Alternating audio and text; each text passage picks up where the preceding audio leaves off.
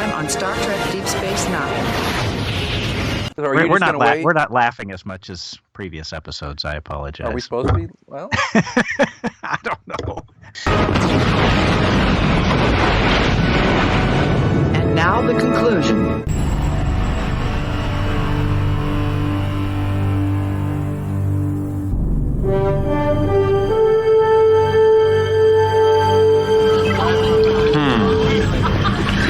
The wormhole does bring them our way, doesn't it? Everyone wants a piece of the new frontier. And I'm sure you've already tried to sell it to a few. You don't know what any of this is about, do you? You just don't get it.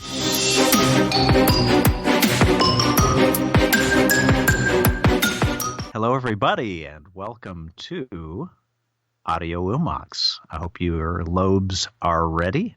I am host number one, John Christopher, and I am joined by my good friend... Number two! the big number two, Simon Van Gil. Who does number two work for? So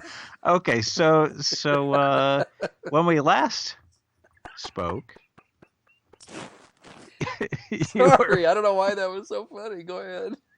No, you're fine. You're fine. So when we last spoke, my friend, you were getting ready to dip your pole in the water.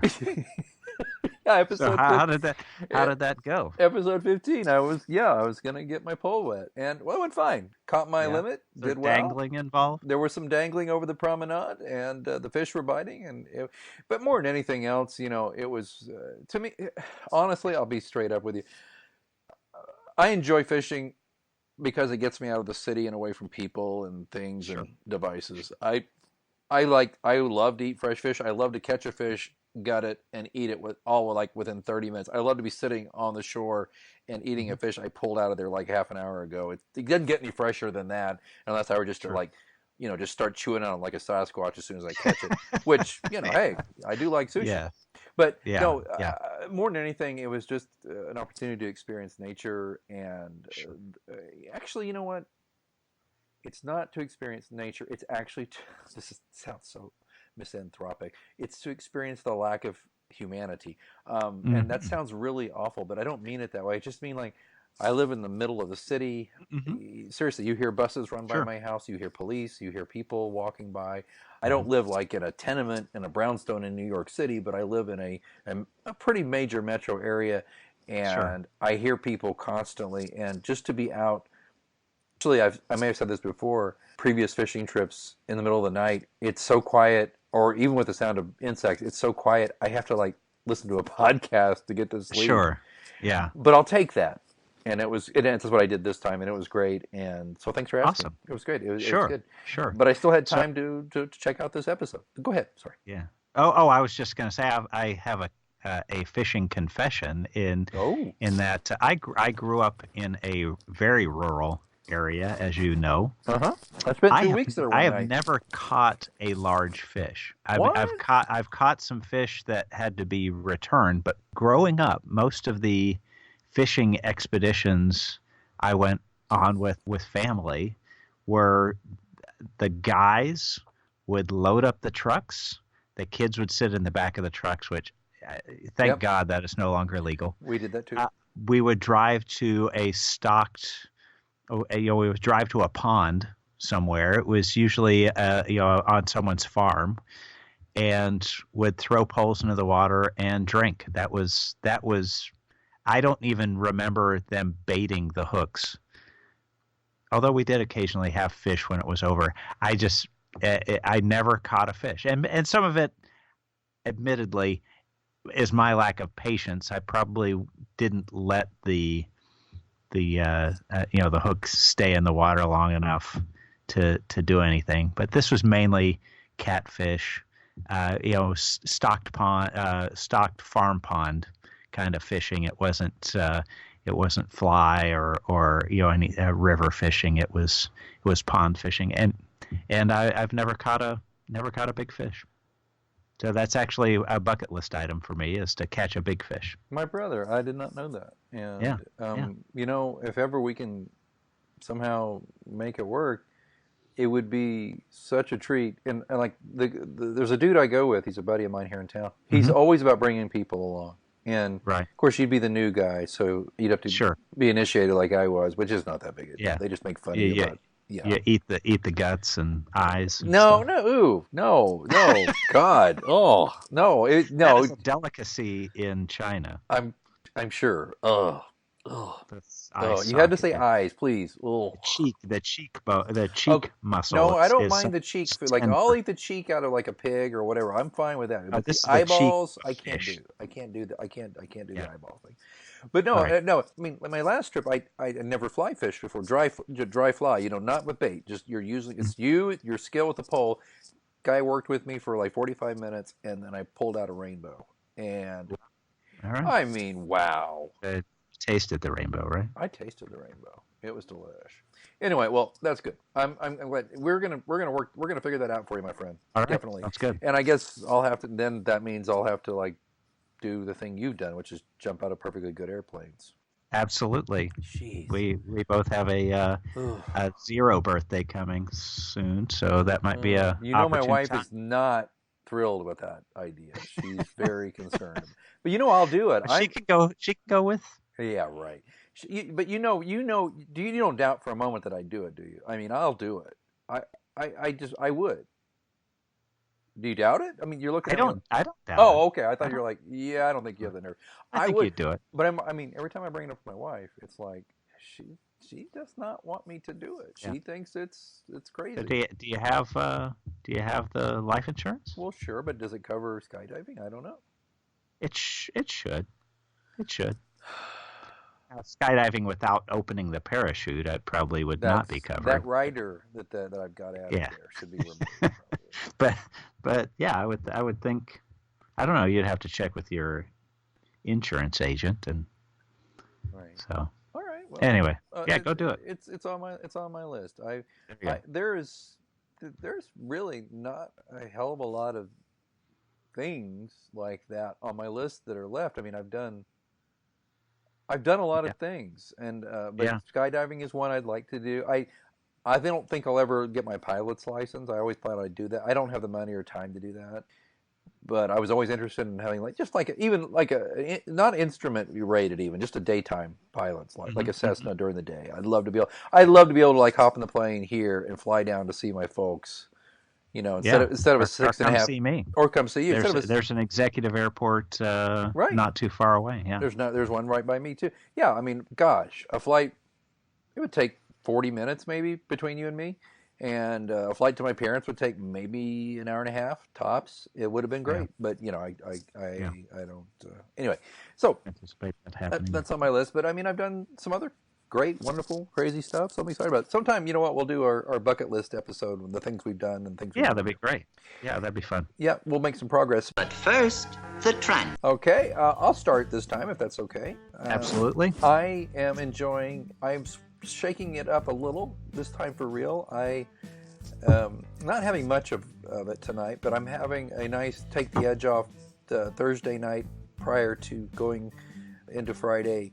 Martini, but it's not a variation on the Vesper. It is actually a dry vermouth and unfortunately cheaper vodka martini. Yeah, I'm skimping a little right now. I can't do that. I get the hangovers. I get the headache. I get a headache. I will pay for it tomorrow. So I'm just having a basic cheap vodka with a little vermouth and some olives. Even they're not stuffed though. So I heard a rumor. That you could run cheap vodka through a Brita charcoal water filter, and it would improve the flavor. Is that? I've tried it. All I can say is it doesn't hurt. Okay. I think you're just better off buying just a better quality. Like, though, guess what? I bought some Pierre Marcel vodka. Mm-hmm. Have you seen that? He's that mime guy, right? Yeah, well, he was with Moment Chance, and then no, there's Marcel. Right. There was something called Pierre Marcel, I believe. So okay, you and I both have talked about this previously in person with each other. we're both Costco members, and at Costco Yes. they have like the premium Costco Kirkland brand, which if you go on the internet, they'll tell you People believe it's from the Grey Goose people. Yeah, and okay, so I go to Mike's Liquor, my local liquor store, and they have 2 locations to serve you in this area. And there's Mike himself, the owner, and he knows my face, and they got this big, like 20 cases of this Pierre Marcel. And it's in a bottle exactly like the premium Costco brand, except it's got a label that says Pierre Marcel. Okay. And I pick it up and I read it, and it says Product of France.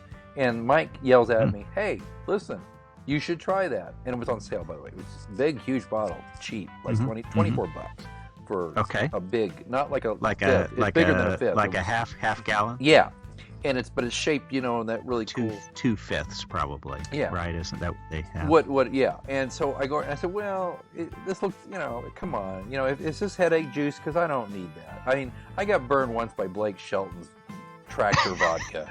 Jeez, oh Pete, that's horrible. Tractor vodka? Oh my! Have you seen Blake Shelton's? Why would you do that? Well, Blake Shelton's vodka. And Does he filter them through his Gildan underpants? Ugh, he probably filters it through a tractor. But anyway, no. I remember when it first came out, they're like, "Oh, try it, Blake Shelton's vodka." Blah blah, and I was like, "Okay." Yeah, I had the worst headache from that shit. It's awful. It's garbage. Sorry. Yeah, like it's lighter fluid. Anyway, so I get the Pierre Marcel. I haven't tried it yet, but the guy's like, "Listen." He goes, "You come here all the time. I'm not going to tell you something that's going to give you a hangover in a bad way, And I trust Mike, so I've been going there. I've lived here 10 years. I've been going there for almost 10 years. I mean, we're talking. This guy sees me at least, a lot. Anyway, so I got that. Actually, I'll let you know. But it's pretty good, pretty smooth. Yeah. Something that's interesting too. I just as a tangent, real quick. I got a buddy in Canada, and he used to work with the liquor authorities in Canada. I don't know how that works. It's different than here. But what we think is garbage here, they think is premium there. They think Smirnoff is really high quality vodka there. Really? Yes. Wow. And I don't think Smirnoff is very good. No, that's kind of middle shelf. It's middle shelf. It's not garbage, but it's right. It's not in a plastic bottle. Well, you can get it in a plastic bottle. I know because I took it on my river trip last weekend. But you know what? When you're in the middle, you don't bring glass on the river, and you just take what you can get. And Smirnoff is out of the plastic bottles. That's your premium. Well, anyway, it's like my buddy up in Canada. He's all like, "Oh yeah." And I said, "Well, what about they don't happen to think Grey Goose is particularly great. They don't think Chopin and all those." Tito's up there yet? No, it's probably just in the U.S. still. Because it's an Austin, Texas brand. At least he didn't know of it. He's in Saskatchewan. Yeah. But I love Tito's. I think it's quite good. I think my favorite vodka, and I don't fall for like Chopin, Kettle One. I like all those premium ones. I think Absolute is basically all marketing. I think it's a decent vodka, but not great. And the price nice bottle. The bottle's cool. The price has kind of come down to earth too, if you've noticed. It has. Remember in the late '80s and early '90s, it was the thing, and but you were paying for that marketing. Is what you were paying for. Yeah, I agree. I think Chopin is good. I think Grey Goose. I've never had a problem with. Kettle One is quite good. I don't buy those typically. Typically what I buy, although I'm diametrically opposed to everything the Russians stand for. I buy Stoli. I think Stoli is Stolichnaya is my favorite vodka. What about you? I really like Tito's as just a good mid-priced, clean, flavorful vodka brand. No hangover. Yeah, if I want to go super premium, back to it's probably marketing. It's Dan Aykroyd's Crystal Skull. Well, we love we love that. Both of us too. That's quite good. Still, it is very good. But you're paying for a very nice bottle as well. Yeah. And then the Grey Goose, the Kettle One. I don't do much Chopin. It's just a little overpriced.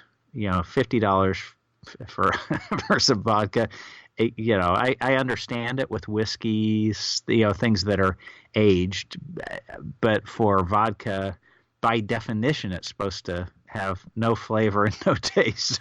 So to pay that much money for something that I struggle with that. Well, we're here to get people drunk. or whatever the line from It's a Wonderful Life. This is Martini's place. Yeah, I'll go see if I can dig that drop in up. If All I right. can't, this is what you get. Very people. good.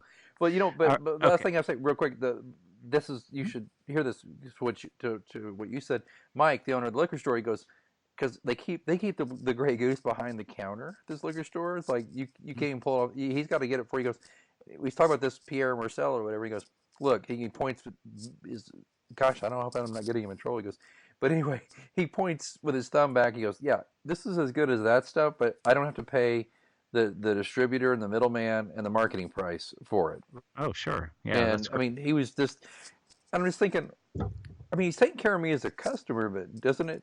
I don't know. Maybe to him, maybe he gets the same amount of money for selling a bottle of this cheaper stuff as he does for the other stuff. He might, and I mean, if you're a regular, he's also, he doesn't want to. He won't steer you wrong. He wants you to be a happy repeat customer. So that would be me. Yeah. Well, we made some progress here then with the Tranya, haven't we? Sure. Oh, I'm just drinking very cold vodka with a little bit of olive brine just to take the edge off, as always. Is it Tito's? As often. Is it Tito's? It is Tito's. Very cold, Tito's. I buy it by the half gallon. If they had a gallon jug, I would probably buy that as well. Well, they do have the one with the handle. Is that the half gallon? That's a half gallon, yeah. Or by two. The way, it's either 2/5 or a half gallon, yeah. 6 of one, half dozen the other. You know, it occurs to me, by the way, this is our last episode before we see each other, isn't it? I believe you're right. You're going to be here next week, right? And that is correct.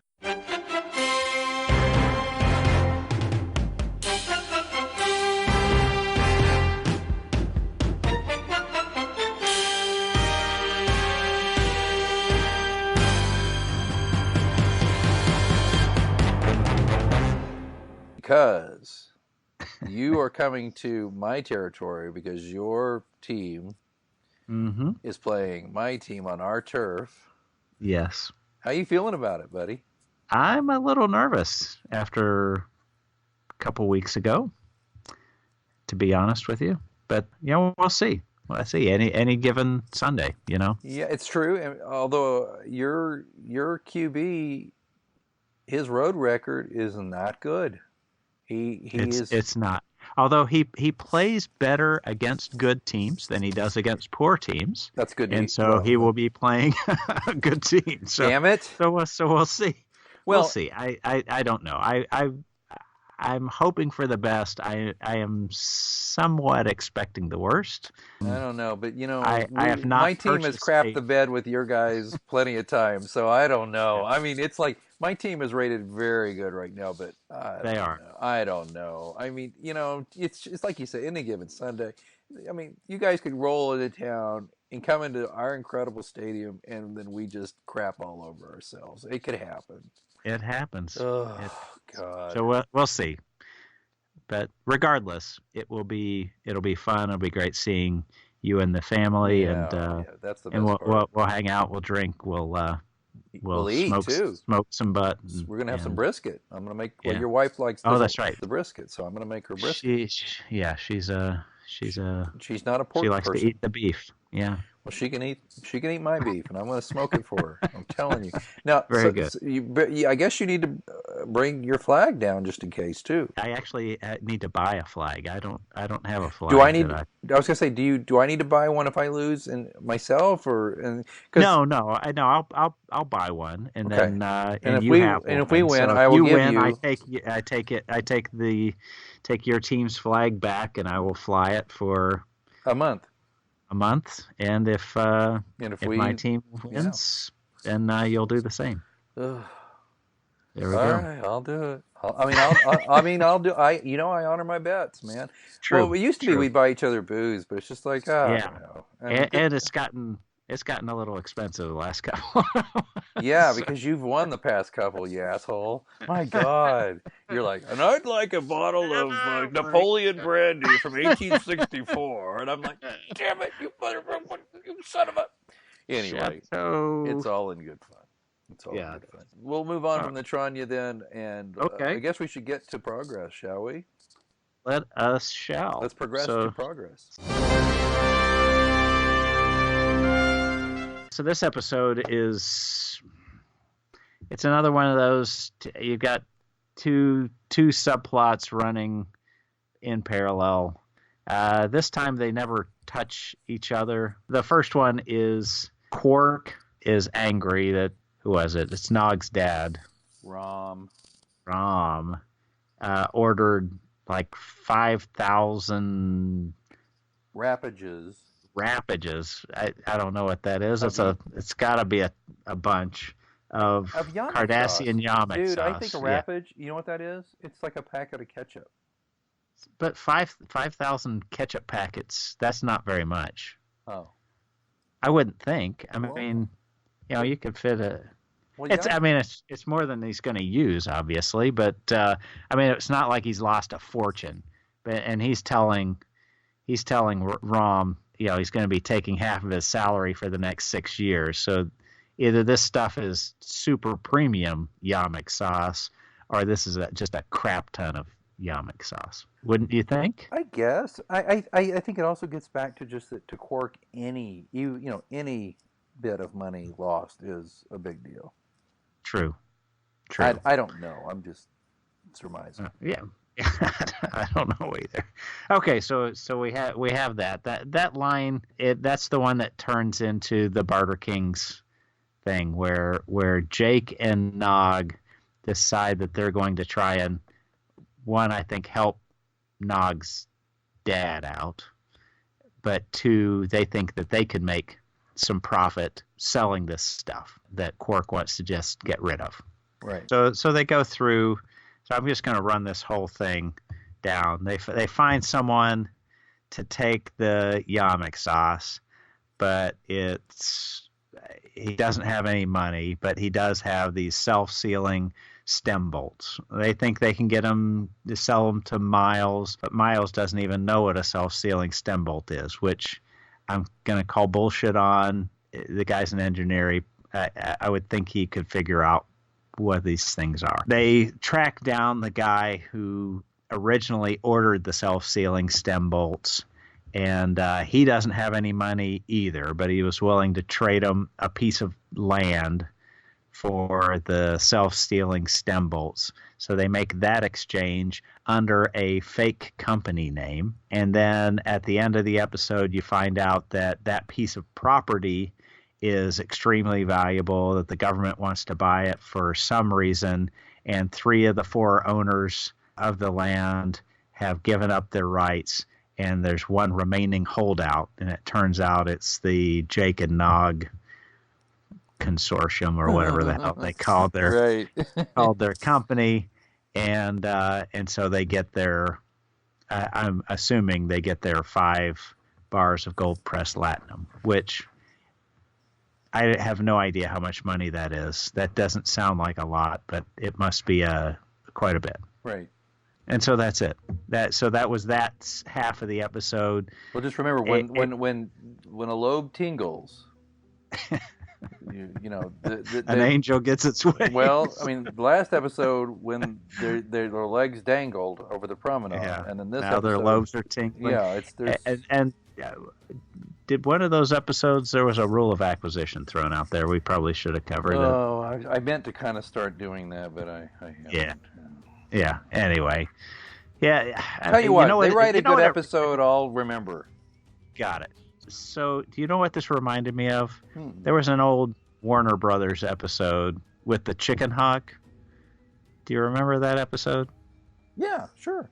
Okay, so he's trying to trade things off to different people in order to get, I think he was trying to get the foghorn leghorn. Right. That's right, yeah. So he's bartering with the cat and the dog and and then, they finally get foghorn leghorn and he's got him in a barrel, and they do one late in the series, by the way, where there's another one with with Nog and Jake. It's much more like Radar on MASH, trying to, he would barter. Switch and trade. Remember how he bartered like 20 things to get Colonel Potter as tomato juice, and then he tomato juice, then Potter drinks and goes, I can't drink this. I'm allergic to it. I forgot last time I had it. And Radar's like, oh, but it's like, geez. yeah, but there's like one with Cisco's desk coming up. Right. So yeah, definitely. So Okay, that's that plot. So But the that's other fine. plot So is, we got that. That's the. I'm assuming comic relief. Some of it maybe a little character allegedly, development. yeah, a little. Some of it is Nog showing he's got the lobes and is not just a snot-nosed kid. He has a natural talent that is worthy of Quark mentoring, that kind of thing. I'm guessing. Yeah. Okay, so that's part one. Part two is the meat of the show, Right. which is there's a moon Over Bourbon Street tonight. over Bajor tonight, Got it. and apparently it is volcanically active, or it does have a heated core, and like all planets. I mean, but this isn't a planet. This is a moon. A moon that people can inhabit, and they are going to basically strip mine this moon to power people's houses. They're back just on going to Bajor. drill down into it, yeah. But yeah, it's going to they're render the moon uninhabitable, correct, and people yeah. live on it. And you get to it, and it's like a verdant, pretty moon that this dude named Shinerbock is farming. Right. But there's only like 9 people left there. Well, So they're by all saying means, the needs destroy the moon. the needs of the many Oh, all right. is what they're saying. I agree. I would think, yeah. I mean, I don't agree with that. I mean, I agree with what you're saying. I agree that that's what they're saying, but I don't think it's right. Yeah, I would tend to concur. Why don't they just put a bunch of damn solar panels up? You would think solar panel technology would be pretty efficient. Could power a couple 100,000 homes on Bajor. Yeah. Yeah, Or yeah. there's this thing put up called a solar nuclear, and it may not be the cleanest thing, but nuclear is certainly better than rendering an inhabited planet, a moon or not, uninhabitable. How about plasma? Well, I invented something a minute warp. ago. Did you hear that? Or? the warp technology. I'm sure you could generate a lot of heat based on that as well. I think what we're doing here is falling for it. We're arguing basically lazy writing premise. Got it. The writers should have had a better reason that the planet had to be evacuated than we're going to drill into the core and make it into a power plant. That's just stupid. Yeah. It'd be different if it was like the moon that orbits Earth. It's just a rock. I mean, if they could find something on it, drilling into it that would power Puerto Rico, that God knows they need power, I'm all for it. But it's absolutely, yeah. But it's not like they're putting, Uncle Bill from, Family Affair out on his ass. Yeah, true. Don't even start with Sebastian Cabot. Miss Beasley. No, Mrs. Beasley was the doll. Yeah, I know. Oh, I thought you said Sebastian Cabot was playing Beasley. No. He played Mrs. Beasley. Yeah, is creepily staring at you. Yeah, who did Cabot play? What was the name of his character? I don't know. Wasn't he like some? The butler. He was the butler or something. Yeah. I don't know. Sebastian Cabot as... I was pretty young when that show was on. And I wasn't. You're older than me. I'm trying to remember though. Sebastian. I'm gonna see. I just remember my older sister had one of those Mrs. Beasley dolls, and it creeped me out as much as the clowns on it. It's. Your sister really had a Mrs. Beasley? Yeah, with the little wire glasses and the vacant air. Yeah, it was kind of creepy. Oh wow! I couldn't sleep around that thing. Oh, Mr. French. Mr. French, that's right. Didn't he get a spinoff as well? He did? I don't know. I don't know either. So we digress. I'm sorry. I am so sorry, listeners. We've gone off on a tangent.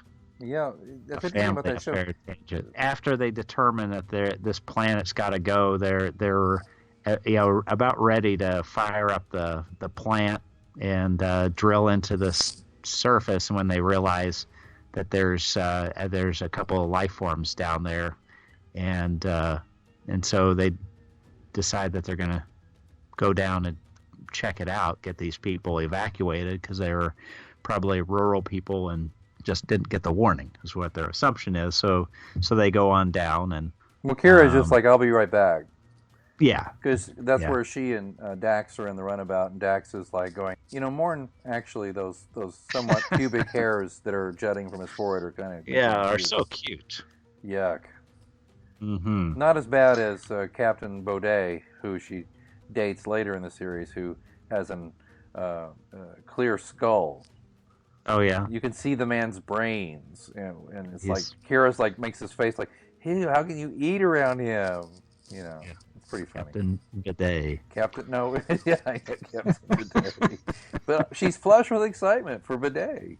Anyway, yeah, so she gets so down to the goes planet, down. and all of a sudden she's got a pitchfork brigade after her. Yeah. You've got the 3 mutes or 2 mutes. Is it possible the 2 youths? To what? What was that word? What word? To what? What? Did you say utes? Yeah, 2 youths. What is a ute? Oh, excuse me, Your Honor. 2 youths. Okay, so there's this old man and a couple of helpers, and they don't want to leave. I think they're neighbors. They're not helpers. They're neighbors. Are they neighbors? Yeah, I thought they lived with him. I thought they well, were assistants. They might work his farm, but they have a cottage down the road. But yeah, you're right. Got it. Okay. Yeah, this guy here, Shinerbock, and he's got the 2 mute helpers, the 2 mutes. Yes. Yeah, he's not going to go, and he keeps procrastinating. And Kira is very strangely, I think, accommodating to him. I don't think it's strange. No?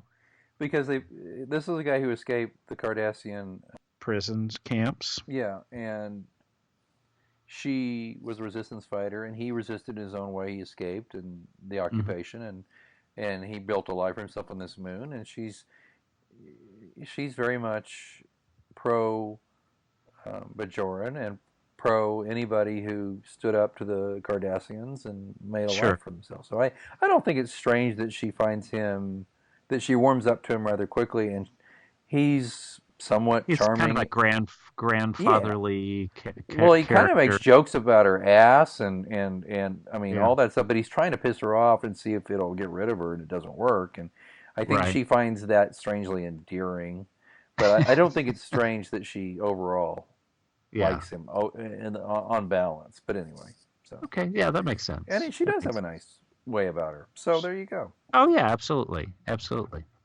Yeah. So okay, so he boils up some roots for they eat together. I mean, they continue.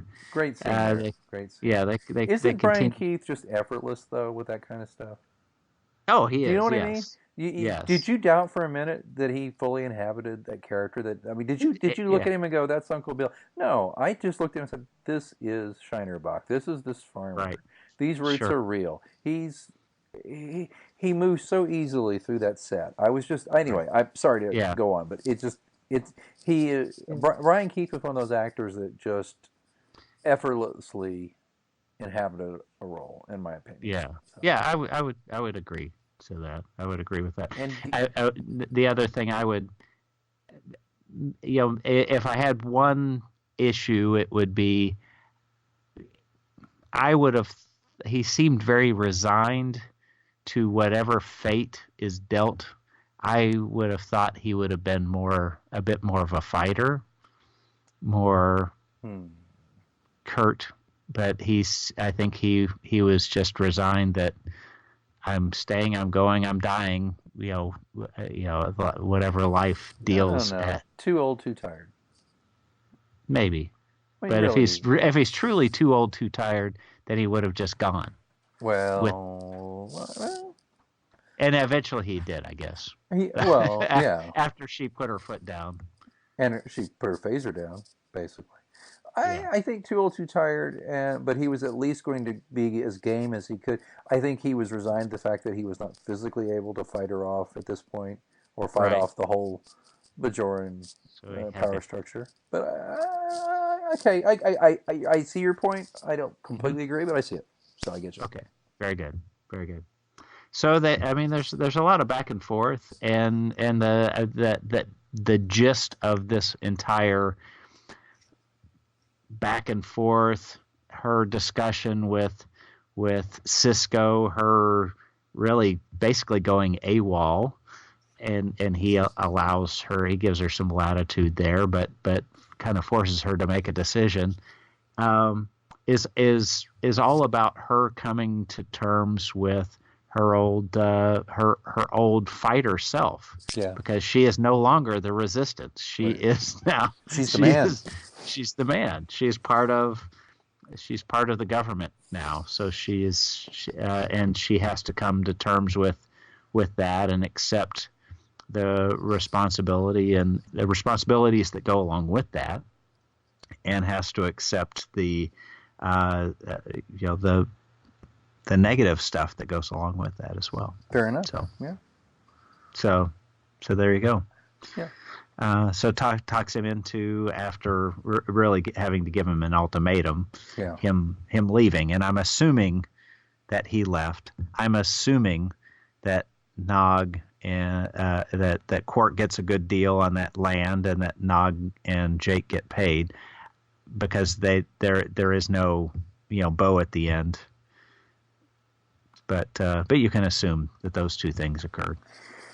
Well, and I mean, not to be too pat about it. I mean, Shinerbock goes, but only after Kira has to draw her weapon and destroy the kiln. The kiln became this unfinished kiln became this metaphor for whether he would stay or go, and unfinished business. Right. And it was like, as long as that kiln still to be worked on, this guy psychologically was still attached to the land. And so she's just like, at first she wanted to help him build it, and then she realized, oh my God, this is an anchor. Right. And so she's like, I'm going to destroy it. And then and burn your house down, by the way. And I'm yeah. You forgot to get your pictures? Sorry. Sorry about that. Yeah, that I thought, that was kind of an asshole, because it was just like, well, let the guy get pictures of his. But you know what? He actually didn't have anything, because he came there with nothing, and whatever he had there. I mean, we're picking nits, and he's like, if I leave here, I'll die. And she says, no, you won't. I won't let you. And then she's like, two to beam up. Yeah. But we're also missing the fact that Cisco came down and basically kicked her in the butt and said, look, I really didn't like you at first, but I do, and I respect you. And if you keep indulging this guy, it's gonna F up your career. And I'd hate to see that happen. I don't want to break in a new first officer. He just, he just nudged her the direction she knew she needed to go anyway, in my opinion. Agreed. Yeah. That was some good leadership on his part. Yeah.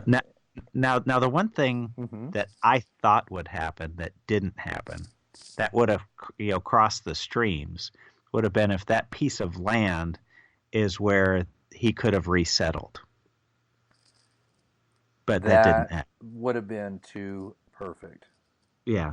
But wow, I had not thought of that, but wow. Yeah. Anyway. That's really good.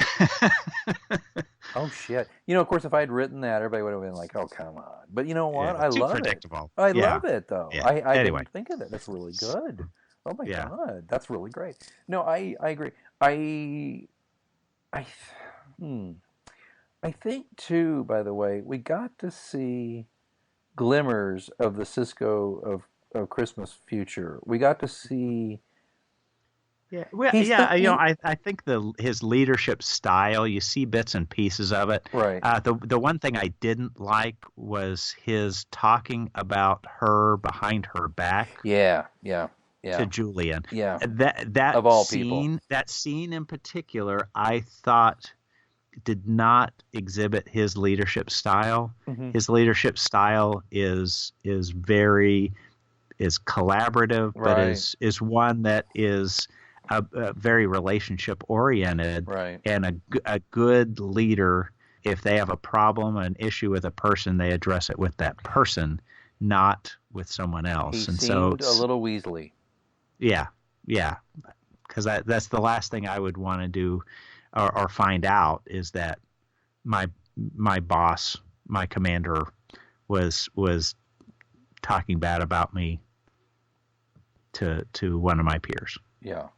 So anyway, setting that aside, the rest of it, his direct contact with her, the way he led her to make a good choice, and the way he instilled confidence, I thought was good. So there you go. Okay. Yeah, I agree. I mean, there's probably a lot of nuance in this episode. There's a lot more than there was in the last episode we did. Yes. That we could talk the storyteller. Ugh. But that we were missing. But in the interest of time and moving along, we're trying to keep the show below an hour anyway. So.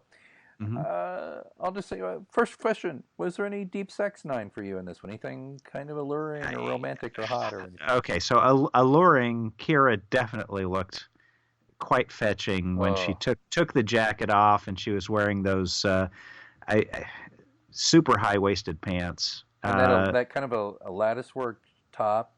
Yeah. So, but, I mean, obviously that scene had nothing sexual. No. But you could tell that the purpose of that particular outfit, her taking the jacket off, was a very 90s draw. I didn't see it that way. Trekkies in. I just thought that she was I saw that as her because she was getting sweaty. She was getting to work, and I really didn't see it as being like a big her physique kind of scene. I really didn't. And maybe I'm wrong. No, she has a lovely physique, and she does. But she still does. By the way, 20 plus years later, I didn't quite see it that way. But I did. You know what? We'll take some hate mail for this. I enjoyed the view.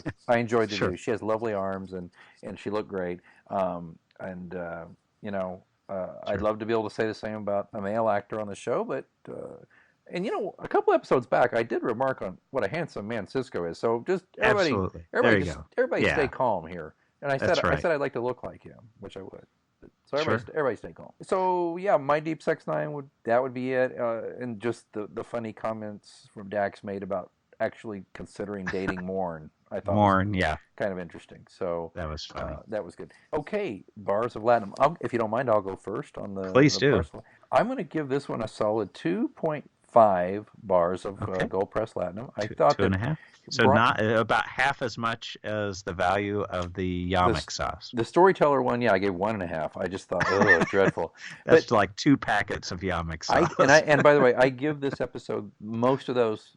2 of the 2.5 goes to Brian Keith and Nana Visitor for their acting. I thought that those scenes worked very well. This is a good setup for an episode that's coming in a few more episodes down the road called Duet, where if you think Nana Visitor's decent in this, you're going to be blown away by what she does with the actor Harris Yulin in an episode called Duet coming down the road, which is, by the way, one of my all-time favorite episodes of Star Trek. I've seen it a dozen times, and very good. That's why I lose patience with some of these other episodes that I think are just not very good. When I see something as good as what's coming up, Duet. In fact, I'll shut up because I need to wait and save it for when we watch that episode. Duet is probably, in my opinion, the best episode of the first season. So I'm really excited for that one. But I'm going to give that. But I will also say that I did kind of enjoy the antics of the No Gay consortium. That was interesting.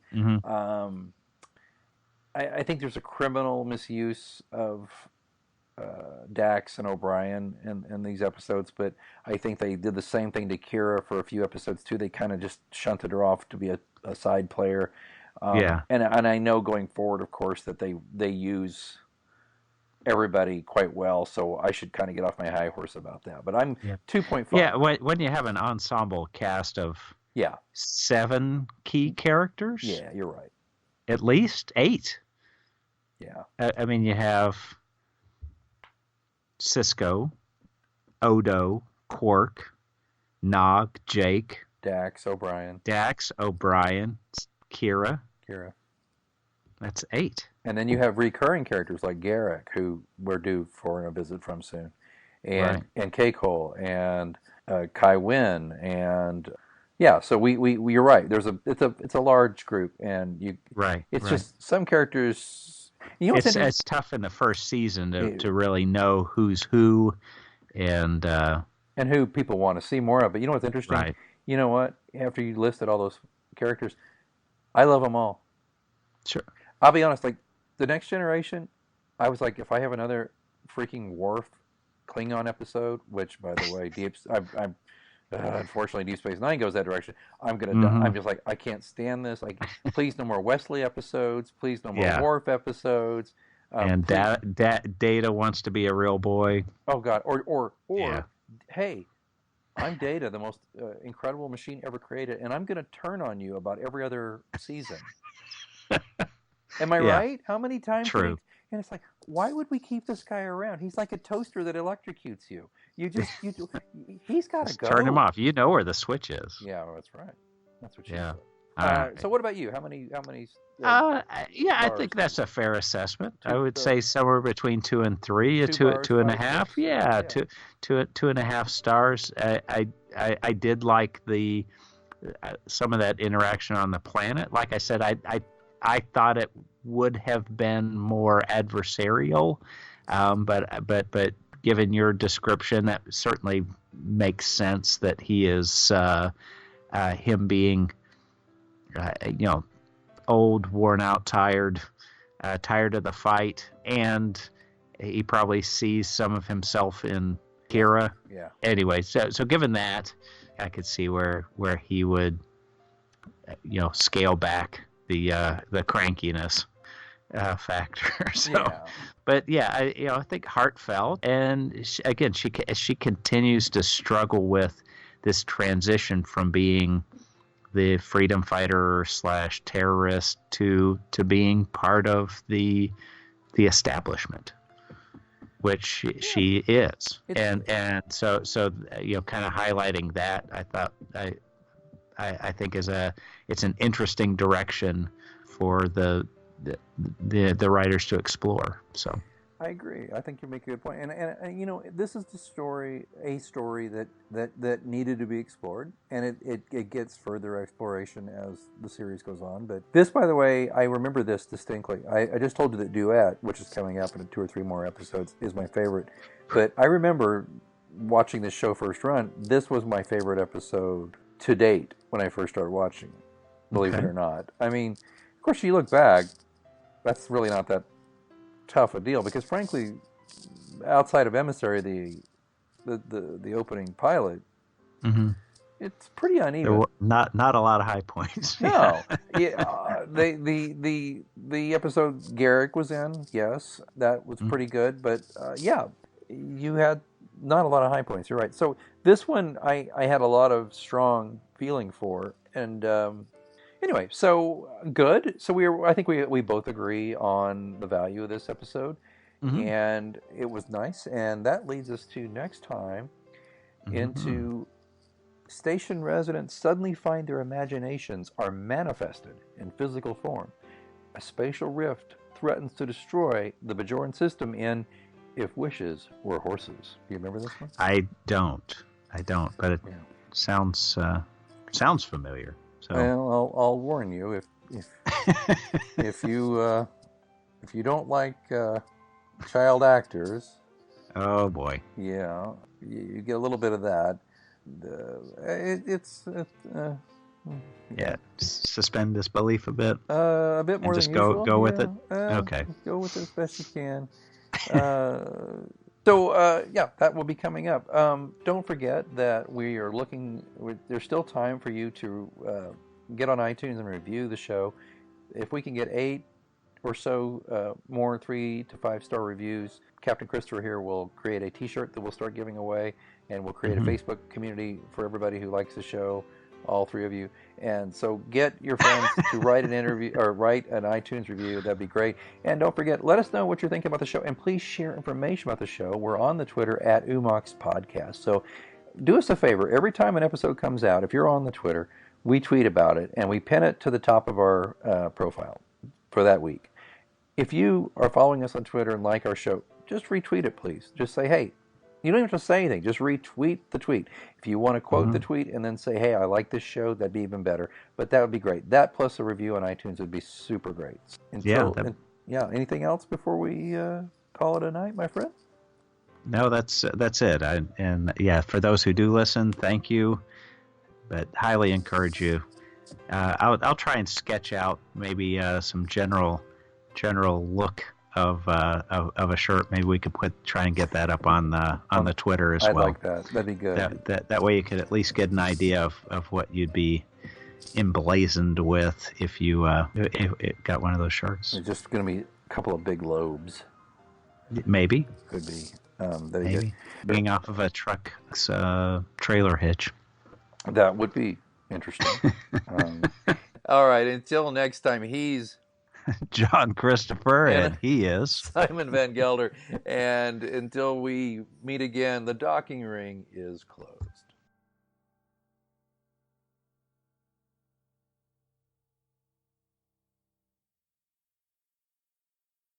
Capital One presents a 30-second audio tour of Ireland. Sheep, fairies, golf, charming castle, charming castle, charming castle, charming castle, charming castle. Whoa, whoa, whoa. You know you can actually go there when you use the Capital One Venture Card. You earn unlimited double miles on every dollar you spend on every purchase, which means you'll have plenty of miles to actually travel to Ireland. The Capital One Venture Card. What's in your wallet? Capital One Bank USA, N.A. Hi, it's Jamie, Progressive #1, #2 employee. Leave a message at the... Hey, Jamie, it's me, Jamie. This is your daily pep talk. I know it's been rough going ever since people found out about your a cappella group, Mad Harmony, but you will bounce back. I mean, you're the guy always helping people find coverage options with the Name Your Price tool. It should be you giving me the pep talk. Now get out there, hit that high note, and take Mad Harmony all the way to nationals this year! Sorry, it's pitchy. Progressive Casualty Insurance Company and affiliates. Price and coverage match limited by state law.